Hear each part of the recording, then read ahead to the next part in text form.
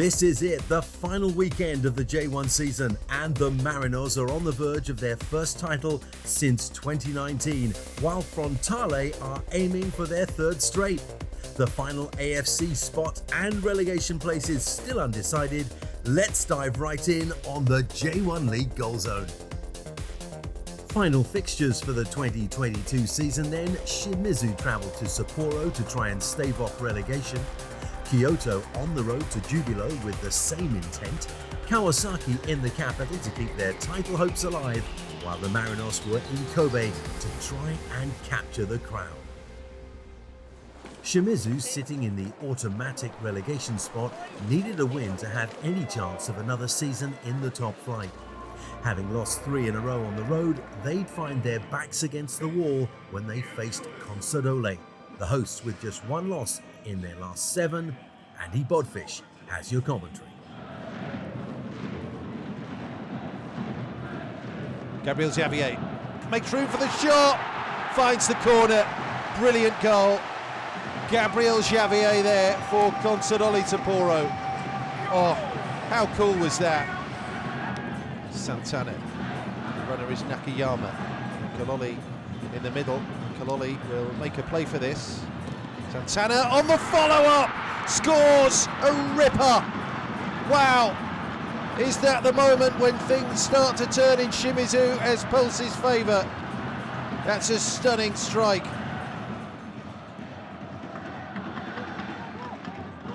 Slung forward there for Miyazawa's contact. It breaks for Thiago Santana.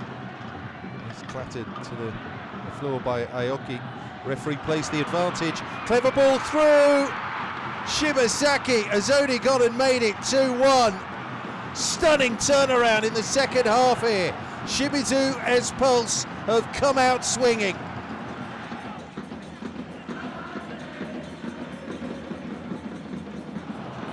Super ball through, must be, and is. Ryota Aoki. Well, he ended up walking it in. First opportunity was blocked by Shuichi Gonda, and Sapporo hit back. It's 2-2 now, and the picture changes again at the bottom of the table. Here he comes. Oh, it's forced to save from the goalkeeper. Carlinhos spins it to the far side. Must be, and is. It's turned home. Oh. Well, they're not sure whether it's going to count. Ronaldo there with the final touch. He wasn't sure if that was going to be deemed legal. Fumble by the goalkeeper, then Carlinhos. Katayama heads it back. And it's in. Blistering goal.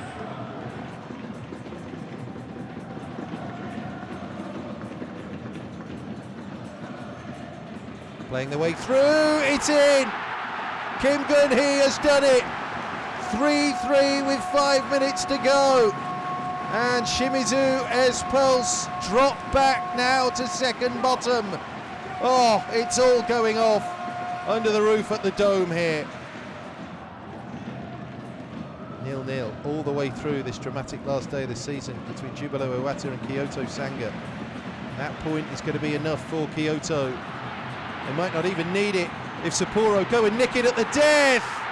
Ryota Aoki makes it 4-3 and surely now relegates Shimizu Espulse.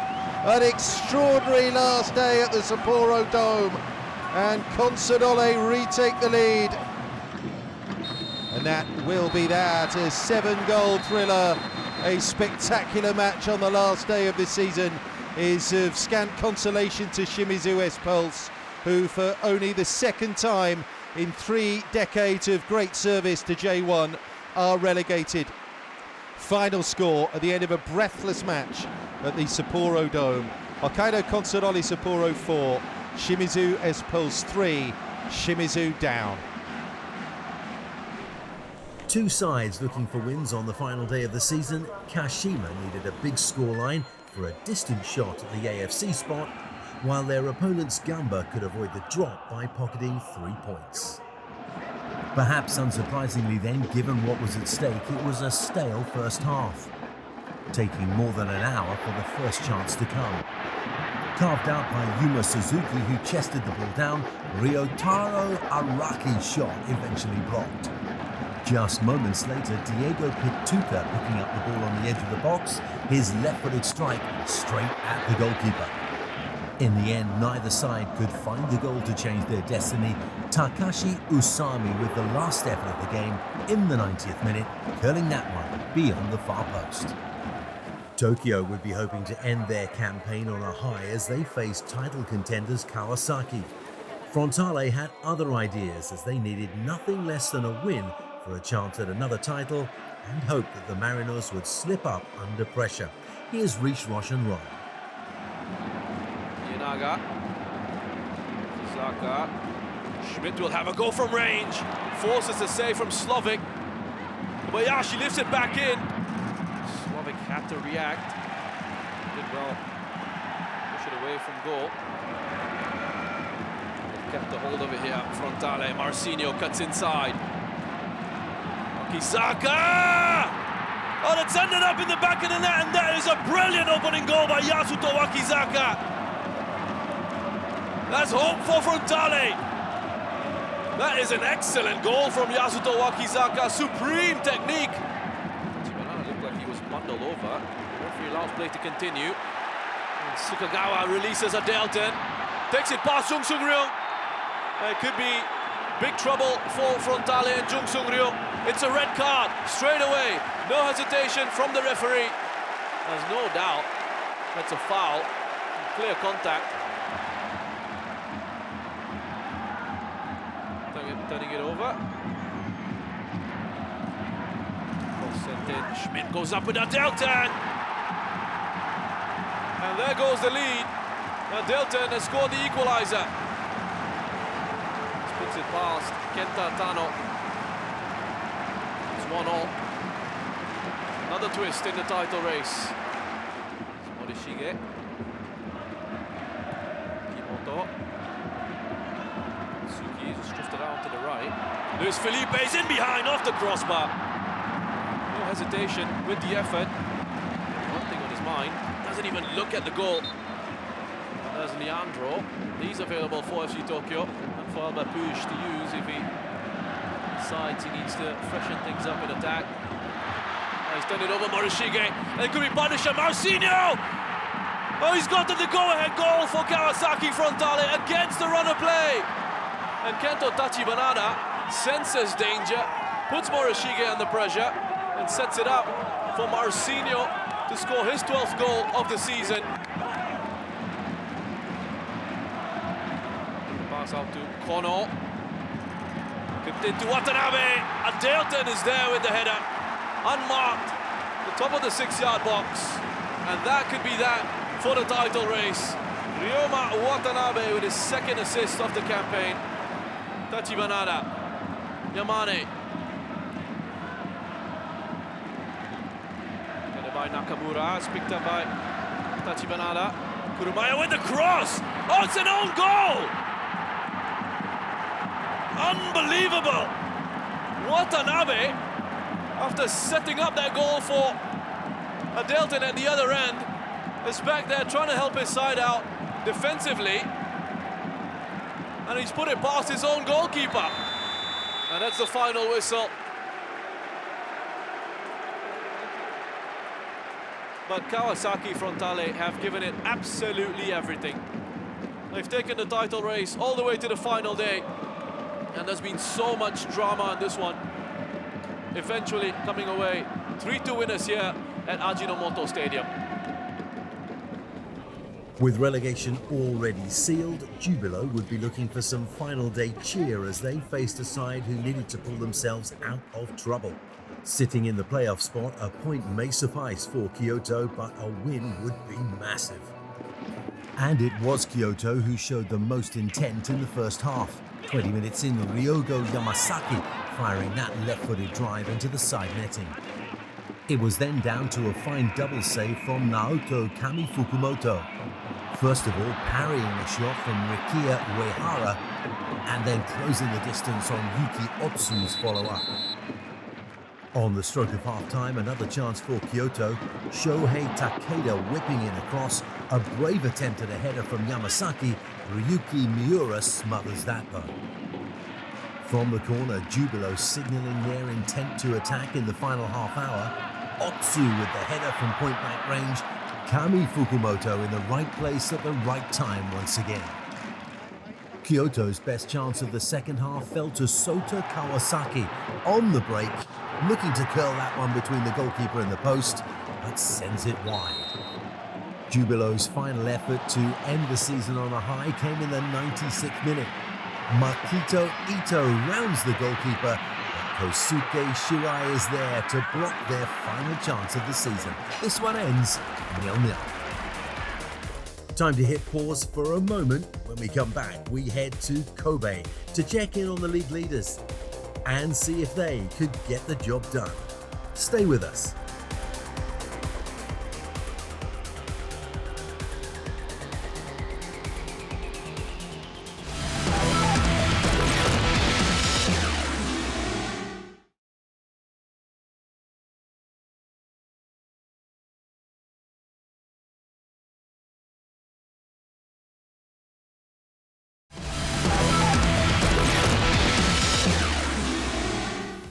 You're back here on the J1 League Goal Zone, where we are wrapping up the final day of the season. A champion still to be crowned, and the final spot for AFC qualification still up for grabs. Let's head straight back to the action.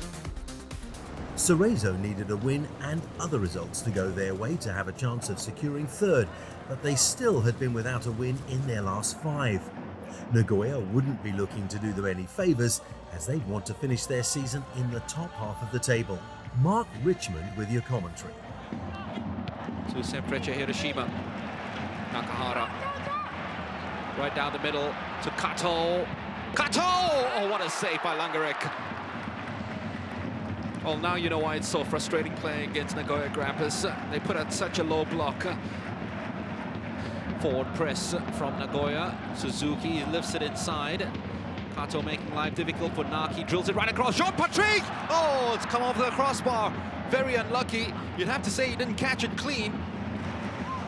Mattio's almost got to do it all by himself and played a very clever ball right through at his handball, and that might be a red card for Kim Jin-hyun.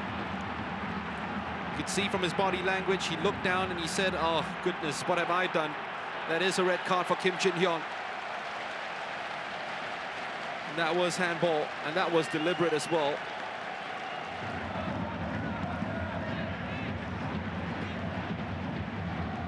It's a lovely effort, and goalkeeper had to spring to action. And it was a cheeky little effort, wasn't it? Curling it with a lot of spin. Space and time to measure this cross. The delivery was not too bad. It goes all the way out to Matios. Puts it right back into it. Sakai, oh, saved on the line, but put away in the end. And we finally have a goal, and it's gone the way of Nagoya Grampus. Once again, and they've ruled it again. Scored by Yuki Soma. And it's going to prove to be the winner for Nagoya Grampus. Surely now, too late for Cerezo to come back in it. To Nagoya Grampus. Haven't scored in 4 J.League matches. Kiyotake couldn't inspire them despite a commanding performance in midfield from the Cerezo captain. A 1-0 win means they finish 8th in the J.League this year. Cerezo finish in 4th, Nagoya finish in 8th. The match that will decide it all. Yokohama know a win will secure the title, but their opponents would not be easy pickings as they faced an informed Kobe. The home team had won 5 of their last 6 and would most certainly be giving the Marinos a run for their money. Here's Shazad Haq. Just hanging back here, getting the bigger players up for these potential balls into the box. Oh, that's come off the post. Has that crossed the line? Was there a foul there? Anderson Lopez has bundled it in. The goal for now stands. I think it's going to go to VAR.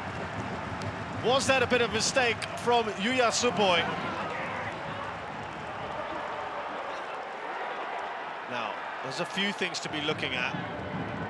This is the good angle. The momentum of his knee dragged it in, but did he kick it through the keeper's hands? Had it crossed the line, obviously.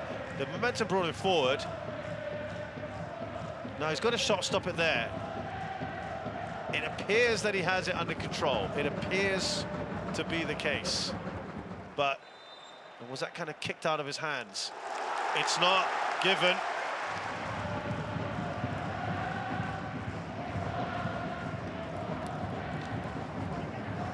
That's fallen to Albert. And this time there is no doubt about the goal. Loops that header in. Well, they just couldn't sort their defence out here. Just a bit tentative, there you go. And no man's land.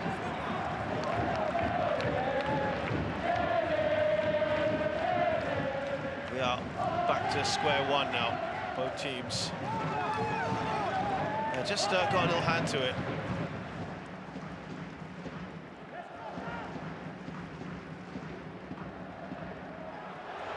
That's gone in! It's been guided in! And just as we get to half-time, Muto has equalised. It's a decent ball in, and he's taken that majestically. Actually, you now got to look at Takaoka. He got a hand on it. Maybe he spotted it a little late. He had the defender come across him, Iwata.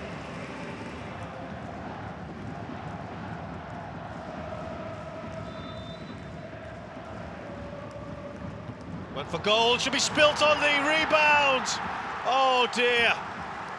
Suboy with the mistake. And they've taken advantage here. Yeah, he poached it, and that's a poor mistake from Suboy. He went from hero earlier to zero now.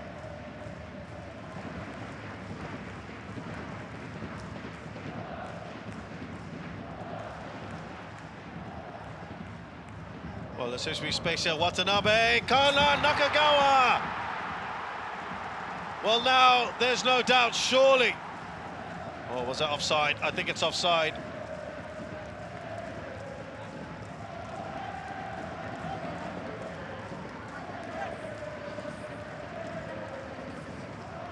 I think that might be ruled out. No, it's going to stand.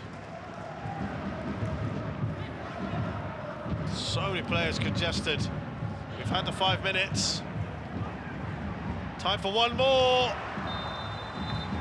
And that brings to an end the season here in the J-League 2022. They are the new champions, Yokohama F. Marinos. Celebrations for Kevin Muscat and his management team. Emotions coming right through. Their second title in 3 years. Wonderful scenes. It ends here at the Noivare Stadium. Vissel Kobe 1, Yokohama F. Marinos 3. Well, I don't know at the moment. It's just a little bit surreal. But I'm just really proud. I think if there's an overriding emotion, it's pride. Not only in the way that we won today, but not the result, sorry, but the way we played. The way we won was tremendous, and it made me really proud. Yeah, there's emotion, of course, and that's why the game is so great. I think for us personally, we've been focusing on creating moments, many moments, through challenges, creating moments, and today the moment that we created also created history. These guys will go down in history as one group that won the trophy for Marinos. After a heavy loss to the Marinos last week, Urawa would be looking to finish their season off in the top half, while Avispa would be looking for sufficient points to keep them from dropping into relegation trouble. Midway through the first half, and Avispa showing some confident touches on the edge of the box, Juanmar Delgado trying to pick out the top corner, but just going wide. Almost immediately, Urawa with a chance of their own. Tomoaki Okubo's cross finds Yoshio Koizumi. His effort goes straight at the goalkeeper and punched away by Masaki Murakami. But then in the final half of the final game of the season, Urawa come up with a goal of the season candidate. From 35 yards, Takuya Iwanami. Sit back and enjoy. But just 4 minutes later, and Avispa were on level terms. Using the full width of the pitch, Masato Yuzawa with a superb cross to find the on-rushing Juanma Delgado, and we're tied at 1 apiece. There was still time for either of these sides to find a winner, and with 15 minutes left, Kazuaki Mawatari was looking for top bins. He couldn't find it, and this one finishes 1-1. Another side that could fall into the playoff spot, Shona, would be hoping their good run of form would earn them another positive result in Kashiwa, as the hosts came into this one with no wins in their last 9. And Shona would go into the half-time break with exactly what they wanted. The long ball from the back in the 41st minute, finding Shuto Machino, who weaves his way into a shooting position and puts his side ahead. And what a start they had to the second half. Tarek pressing wonderfully well, playing in Yusuke Segawa, and the visitors are now 2-0 up. But Kashiwa would find their way back into this match in the 54th minute. Mao Hasoya's shot saved by Kosei Tani, Tomoya Koyamatsu heading home the rebound. With Shonan holding on to their lead right through until here in the 89th minute, they were looking for a third from the corner. Wellington gets his head to it, but over the bar. In the dying moments, Kashiwa were looking for their equaliser. Yukimoto with the effort. Skywards it went, and Shonan secure their spot in the top flight for next season. Sagan on a poor run of form to end their season, having failed to win in their last 5. Sanfrecce would be looking to capitalise as they needed a point to confirm third spot and claim that final AFC Champions League place. And they got exactly the start they needed. Sho Sasaki with a brave header, taking on a goalkeeper who came rushing out with his fist flying, 1-0 after 3 minutes. But Sagan refused to sit down after that early disappointment. Taisei Miyashiro with a left-footed strike that wasn't very far away. But Sanfrecce meant business, and with 3 minutes left of the first half, Makoto Mitsuta was released down the left-hand side, narrowly beating the offside trap. He finds the top corner of the net, and they're 2-0 up going into the break. And Sanfrecce were now on something of a roll. How about this effort a minute into the second half from Takumu Kawamura? Millimeters make all the difference though, and that near miss signalled the beginning of Sagan's resurgence. 3 minutes shy of the hour mark, and Nishikawa picks up on a defensive error, lays it off to Miyashiro, who finishes very smartly. Just 3 minutes later, and they were on level terms. An in-swinging corner is headed on at the near post, and Hwang Seok-ho nods home into an empty net. 20 minutes left for one of these sides to find the winner, and it was all Sanfrecce. First, Mitsuta latching on to his teammate's back heel, and his shot dragged across the face of the goal. And then in the 77th minute, one final chance. Ben Khalifa tries to lob the goalkeeper, but Park Il-kyu scrambles back to tip this one over the bar, and it finishes 2-2. Final day results for you then. Shimizu relegated after a 4-3 loss to Consadole. Kawasaki took a 3-2 win on the road, but it wasn't enough to win their third title as Yokohama beat Vissel 3-1 to become champions for the 5th time. Kyoto played out a goalless straw with Jubilo, while Shonan took a 2-1 win in Kashiwa. The Yokohama F Marinos top the table, and they are the J1 champions with 68 points, finishing the season with the most goals scored and least goals conceded. Kawasaki are second, and Sanfrecce complete the top 3 on 55 points. Two sides who started the season brightly, both Kashima and Cerezo, round out the top 5. At the other end of the table, a disappointing season for Kobe, who sat at the bottom for a long spell but finished the year in 13th, with Shimizu and Jubilo relegated into J2, while Kyoto finished in 16th and will go into a relegation playoff. 306 games, 771 goals, and 5 hat-trick heroes later, the 2022 Meiji Yasuda J1 League champions are crowned. It's been nothing short of a spectacular and dominant season for the men from Yokohama, and with the job done, until next time, I'm Steve Dawson, signing off on the J1 League Goal Zone.